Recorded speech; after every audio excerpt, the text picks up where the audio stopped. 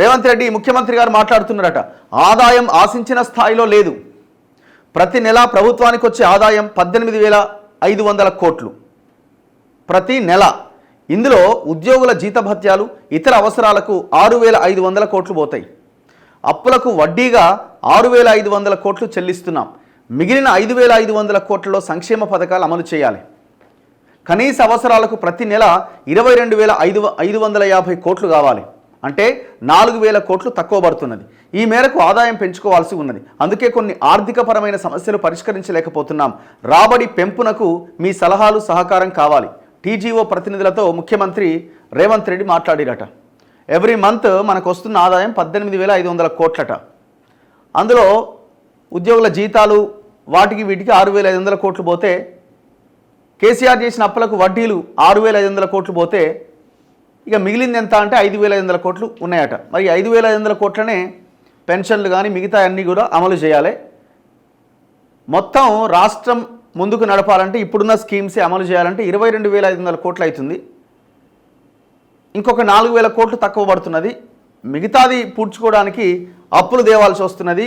నడపడం కష్టంగా ఉన్నది అని ముఖ్యమంత్రి చెప్తున్నారు. ఇది మనందరికీ తెలిసిన విషయమే. ఇది మనం కొత్తగా చెప్పాల్సింది లేకపోతే ఇది ఇంతకంటే గొప్పగా ఉంటుందని మేము అనుకోలే. ప్రజలు ఏమి ఎక్స్పెక్ట్ చేశారంటే, ప్రజలు ఏమి అద్భుతాలు జరగాలి, నాకు ఈ రోజుకే ఇది రావాలని ఎవరు కోరుకోరు. ప్రజలు చాలా సింపుల్గా లా అండ్ ఆర్డర్ కంట్రోల్లో ఉండాలి, మా పిల్లలకి మేము ప్రశాంతంగా బతకాలి అన్న ఒక్క లైన్లోనే ప్రజలు ఆలోచిస్తారు. ఏదైనా సమస్య వస్తే ఇమీడియట్గా పరిష్కారం అయ్యే ఒక సొల్యూషన్ వాళ్ళకి కనబడాలి. అంతే తప్ప గవర్నమెంట్ మాకు ఏదో ఇస్తుంది, కిలం బంగారం ఇస్తుంది, ఇంకోది ఇస్తుంది ప్రజలు ఎవ్వరూ అనుకోరు. మీరు ఇచ్చిన హామీలే, మీరు మేనిఫెస్టోలో పెట్టిన హామీలే. ఇప్పుడు డబ్బులు లేవు, రావట్లేదు అని అంటే అందుకే మేము అంటున్నాం కదా, మేము ఇవన్నీ ఆలోచించి గమనించి మేము చాలా క్లియర్గా చెప్పినాం. పోయిన ప్రభుత్వంలో ఉన్నవాళ్ళు బినామీలను పెట్టుకొని రియల్ ఎస్టేట్ మాఫియాని పెంచి పోషించి వాళ్ళనే బినామీలుగా పెట్టుకొని కొన్ని లక్షల కోట్ల రూపాయల భూమిని కబ్జా చేశారు. ఆ భూమిని అంతా స్వాధీనం చేసుకోండి, అందులో ఒక 20% కనుక మీరు వేలం వేసినా, అసలు ప్రభుత్వ భూములు అమ్మడం తప్పే, కానీ తప్పదు కదా, అవకాశం లేదు కదా. ఒక 20% కనుక మీరు వేలం వేసినా లేకపోతే ఇంకొక బ్యాంకులో కుదవబెట్టినా, మీరు ఏం చేస్తున్నారు? మొన్న ఐసిఐసిఐ బ్యాంక్ కుదవబెట్టింది, ఉన్న ల్యాండ్స్ కుదవబెడుతున్నారు. అది కాదు చేయాల్సింది. ఏ భూములైతే కబ్జాకు గురైన భూములన్నీ వెనక్కి తీసుకొని వాటిలో 20% పెట్టినా 5 ఏళ్ళు నడుస్తుంది రాష్ట్ర ప్రభుత్వం. మరి ఆ ప్రయత్నం ఎందుకు చేయలేకపోతున్నాం?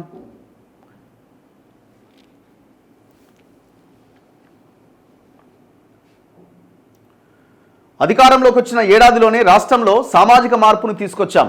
ఆర్థికపరమైన మార్పులకు మరికొంత సమయం పడుతుందని ముఖ్యమంత్రి రేవంత్ రెడ్డి తెలిపారు. సామాజిక మార్పు అంటే ఏంది? ప్రభుత్వానికి తగిన ఆదాయం లేకపోవడంతో కొన్ని సమస్యలను పరిష్కరించలేకపోతున్నాం. సమస్యలపైన ధర్నాలు చేయాల్సిన అవసరం లేదని, ప్రభుత్వం వాటిని అర్థం చేసుకొని పరిష్కరిస్తుందని ఉద్యోగులకు భరోసా ఇచ్చారు. రాష్ట్ర ఆదాయాన్ని పారదర్శకంగా ఖర్చు చేసేందుకు ఎలాంటి సలహాలు ఇచ్చినా తీసుకుంటామన్నారు. ఈ సలహా తీసుకోండి, పోయిన భూమిని వెనక్కి తీసుకోండి. అసలు దానికి మీరు ధరణి కమిటీ అని వేశారు, ధరణి కమిటీ అనౌన్స్ చేయమనండి. ఎన్ని ఎకరాల భూమి కబ్జాకు గురైందో మేము ఇన్ని ఎకరాల భూమిని గుర్తించినామని చెప్పండి. రికవరీ పక్కన పెట్టండి. ఫలానా భూమి మేము గుర్తించినామని ఏ ధరణి కమిటీ అయితే వేశారు కదా మీరంతా, కోదండ రెడ్డి గారు ఇంకోరు అంతా కలిసి, మరి వాళ్ళ చేత మొత్తం బయటికి తీయించండి.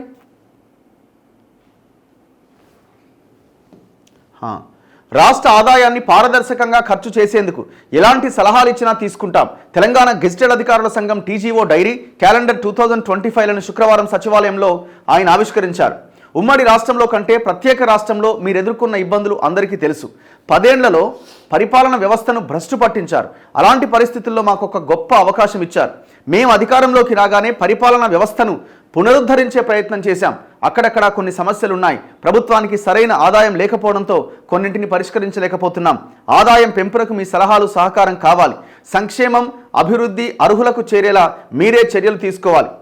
సమస్యల పరిష్కారానికి కార్యాచరణ. సమస్యల పరిష్కారానికి ఉద్యోగులు ధర్నాలు చేయాల్సిన అవసరం లేదు, చర్చల ద్వారానే పరిష్కారం అవుతాయి. మీ సమస్యలని ప్రభుత్వం అర్థం చేసుకొని పరిష్కరిస్తుంది. రాజకీయాల కోసం కొందరు ధర్నాలకు ప్రేరేపిస్తున్నారు. వారి ఉచ్చులో పడితే నష్టపోయేది మీరే. అవుట్సోర్సింగ్, కాంట్రాక్ట్ ఉద్యోగులను రెగ్యులరైజ్ చేయాలని మాకున్నా చేయలేని పరిస్థితి. సర్వశిక్ష అభియాన్ కేంద్ర పథకం, అందులోని అవుట్సోర్సింగ్ ఉద్యోగుల క్రమబద్ధీకరణకు అవకాశం లేదు అని వివరించారు. చర్చల ద్వారా అన్ని పరిష్కారం అవుతాయని మీరు అంటున్నారు. దాదాపు 22-23 రోజులుగా ఆ సర్వశిక్ష అభియాన్ ఉద్యోగులంతా ఆందోళన చేస్తున్నారు. ఏది చర్చలేవి? డిఎస్సి 2008కి సంబంధించిన ఆ ఉద్యోగాలు పొందాల్సిన వాళ్ళు పోయిన గవర్నమెంట్ కారణంగా అన్యాయంగా 10 ఏళ్ళు వాళ్ళ జీవితాలు నాగం చేసుకున్నారు. ఉద్యోగం వచ్చి వాళ్ళ జీవితాలు ఆగమైపోయినాయి కేసీఆర్ వల్ల. మీరు అధికారంలోకి రాగానే వాళ్ళకి ఇస్తామని చెప్పారు. దాదాపు 3-4 నెలలు అయిపోయింది, ఇంతవరకు వాళ్ళకి అతిగతి లేదు. మీ ప్రకటన చాలా గొప్పగా ఉంది, అందరూ కూడా శభాష్ అన్నారు, మరి వాళ్ళకి ఇచ్చేయాలి కదా. చాలామంది ఫోన్ చేసి ప్రైవేట్ ఉద్యోగం ఉండే మీకు ఎట్లాగో ఉద్యోగం వస్తుంది, మళ్ళీ ఉండరు, మాకు స్టాఫ్ దొరకరని చెప్పి ఆ ప్రైవేట్ ఉద్యోగాన్ని తీసేసిరట. 3-4 నెలలుగా వాళ్ళకి జీతాలు లేకుండా బతుకుతున్నారు. నిన్నంతా దాదాపు 200 మంది వచ్చారు. ఆర్టీసీ ఎండీగా ఉన్న సజ్జనార్ దాదాపు 600 ఉద్యోగాలు తీసేసిండు పోయిన గవర్నమెంట్ హయాంలో, చిన్న చిన్న కారణాల చేత. అంత పేదోళ్ళే. వివిధ జిల్లాల నుంచి నిన్న దాదాపు 200-300 మంది హైదరాబాద్లో అడుగుపెట్టారు. 100 మందిని తీసుకున్నామని అన్నారు, మిగతా వాళ్ళందరినీ గాలికి వదిలేసారు. మరి ఇవన్నీ చాలా ఈజీగా అయిపోయావు కదా. ఇదేం పెద్ద వేల కోట్ల రూపాయలు ఖర్చు పెట్టేవి కూడా కాదు కదా. మనసు ఉంటే మార్గం ఉంటుంది. ఆ ప్రయత్నం చేస్తలేరు కదా.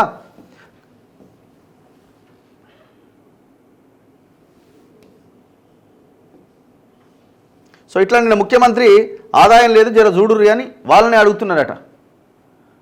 పేదలకు ఇండ్ల పట్టాలు ఇవ్వాలని సిపిఎం వినతి. మహబాద్లోని సర్వే నెంబర్ 255 ప్రభుత్వ భూమిలో పేదలు వేసుకున్న ఇండ్లకు పట్టాలు ఇచ్చి వారికి ఇందిరమ్మ ఇండ్లు మంజూరు చేయాలని ముఖ్యమంత్రి రేవంత్ రెడ్డికి సిపిఎం విజ్ఞప్తి చేసిందట. 1000 కోట్లతో ప్రతి ఊరికి తార్ రోడ్డు. రాష్ట్రంలో గ్రామీణ రహదారుల రూపురేఖలు మారాలి. ప్రతి పంచాయతీకి తార్ రోడ్డు ఉండాలని ముఖ్యమంత్రి రేవంత్ రెడ్డి స్పష్టం చేశారు. వీటి నిర్మాణాలకు ఈ నెల నుంచి జూన్ నెలాఖరు వరకు ప్రతి నెల 150 కోట్ల చొప్పున మొత్తం 1000 కోట్లు విడుదల చేయాలని అధికారులను ఆదేశించారు. శుక్రవారం సచివాలయంలో పంచాయతీరాజ్ R&B శాఖలపై నిర్వహించిన ఉన్నత స్థాయి సమీక్షలో ఆయన మాట్లాడుతూ మన గ్రామాల్లో గతంలో ఎడ్ల బండ్లు, సైకిళ్లు, బైక్ల రాకపోకలకు అనుగుణంగా సింగిల్ రోడ్, డబుల్ లైన్ రోడ్లు నిర్మించేవారు. ప్రస్తుతం మారుమూల పల్లెల్లో కూడా కార్లు, ట్రాక్టర్లు, ఇతర 4 చక్రాల వాహనాలు తిరుగుతున్నాయి. వాటి రాకపోకలకు వీలుగా ఆయా రోడ్ల కొలతలను నిర్వచించాలి. రాష్ట్రంలోని ప్రతి గ్రామం నుంచి మండల కేంద్రాలకు సింగిల్ బీటీ, మండలాల నుంచి జిల్లా కేంద్రాలకు డబుల్ బీటీ రోడ్లు నిర్మించాలి. గుంతలు పడ్డ గ్రామీణ రోడ్లకు వెంటనే మరమ్మతులు ప్రారంభించాలి. పంచాయతీరాజ్, R&B రహదారుల నిర్మాణ ప్రమాణాల్లో తేడాలున్నాయి. ఇకపైన 2 శాఖల పరిధిలో కూడా ఒకే రకమైన ప్రమాణాలతో రోడ్లు నిర్మించాలి అని ఆదేశించారట.